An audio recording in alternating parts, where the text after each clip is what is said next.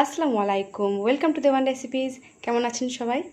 আজ আমি আপনাদের সাথে খুবই একটা টেস্টি ডেজার্ট শেয়ার করব, যেটা হলো ফিরনি।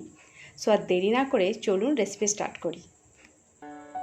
সো ফার্স্ট আমরা চালটাকে গুঁড়ো করে নেব। এটা আছে গোবিন্দভোগ চাল। যে যেমন ফিরনি বানাবেন সেই অনুযায়ী চাল নেবেন। আমি নিয়েছি এই যে অল্প পরিমাণে। এটাকে এবার আমি মিক্সিতে অ্যাড করব। এটা আমি ভালো করে চালটাকে ধুয়ে নিয়েছি। ধুয়ে একটু জল ঝরিয়ে নিয়ে এবার অ্যাড করছি মিক্সিতে। একেবারে মিহি করে গুঁড়ো করব না, একটু থাকবে গোটা গোটা, সেই অনুযায়ী আমি মিহি করবো এটা। তো চলুন এবার এটাকে আমি গুঁড়ো করে নিই। তো এই যে চালটা আমি গুঁড়ো করে নিয়েছি, দেখাই আপনাদের। এই যে এইভাবে একেবারে মিহি করে গুঁড়ো করে নিই। এবার নেক্সট প্রসেস। তো এবার ফিরনির জন্য দুধ লাগে। দুধ আমি ফুটিয়ে নেব। কড়াই বসিয়ে দিয়েছি, দিয়ে দিলাম দুধ।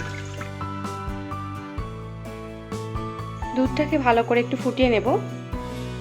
সো দুধটা ফুটে উঠেছে, এবার অ্যাড করব চালের গুঁড়ো। চালের গুঁড়ো দিয়ে দিলাম। এই চাল বেশিক্ষণ সিদ্ধ হতে লাগে না, আমি ফ্লেমটাকে আস্তে করে দিয়েছি। এবার অ্যাড করব চিনি, সাথে অ্যাড করব একটু অল্প করে একেবারে একদম নুন, জাস্ট টেস্টটা ভালো হওয়ার জন্য। এরকম নাড়তে থাকতে হবে।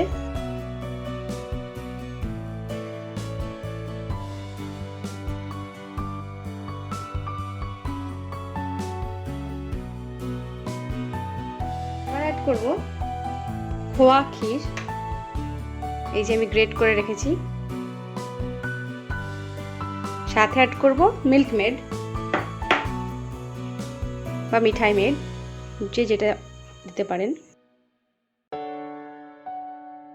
দেখুন ঘন হয়ে আসছে আমার এটা, দারুণ একটা অ্যারোমা দিচ্ছে। আমি এখন অবধি কোনো জল অ্যাড করিনি। দেখুন কতটা ঘন হয়ে গেছে। এবার শেষে দিয়ে দেবো একটু এলাচের গুঁড়ো,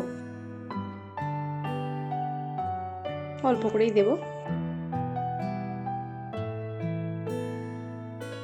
যদি মনে হয় আপনাদের একটু জল দিতে পারেন, আমি কিন্তু কোনো জল এখনো অ্যাড করিনি।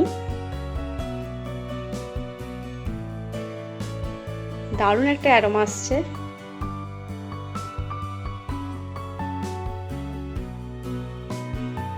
সো এটা আমার অলমোস্ট ডান। দেখুন কতটা ঘন হয়ে গেছে। আপনারা চাইলে জল অ্যাড করতে পারেন, কোনো অসুবিধা নেই। জল দিয়ে একটু ফুটিয়ে নেবেন ভালো করে, তাহলেই হবে। সো এটা আমি এবার বাটিতে ঢেলে নিই।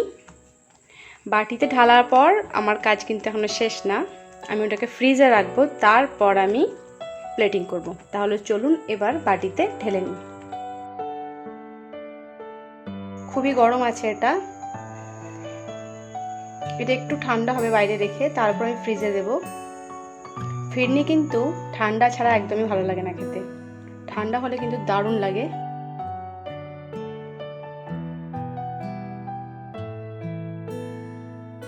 সো ফিরনিটা আমার একটু ঠান্ডা হয়ে গেছে, এবার আমি এটাকে ফ্রিজে রেখে দেব। একটু ঠান্ডা হলে তারপর আমি এটাকে গার্নিশিং করব। তাহলে চলুন এবার এটাকে আমি ফ্রিজে রেখে দিই। তো এই যে আমার ফিরনিগুলো ফ্রিজ থেকে বের করে নিয়েছি।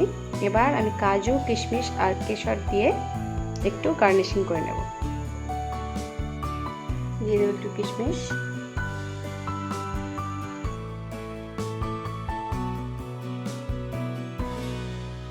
দিয়ে দেবো কাজু,